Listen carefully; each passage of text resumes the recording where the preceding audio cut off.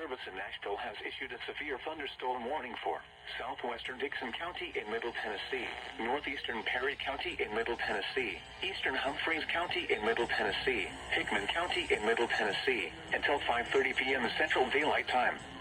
At 4:42 p.m. Central Daylight Time, severe thunderstorms were located along a line extending from near Dixon to near Hurricane Mills, moving south at 30 miles per hour. Hazard, 60 miles per hour wind gusts. Source, radar indicated. Impact, expects damage to roofs, siding, and trees. Locations impacted include Dixon, Waverly, Centerville, McCune, Burns, Hurricane Mills, Charlotte, Lobelville, Bon Aqua, Prim Springs, Lyles, Bucks Nord, Pinewood, Pleasantville, and Nunley. This includes the following highways: Interstate 40 between mile markers 144 and 178. Interstate 840 between mile markers 1 and 5.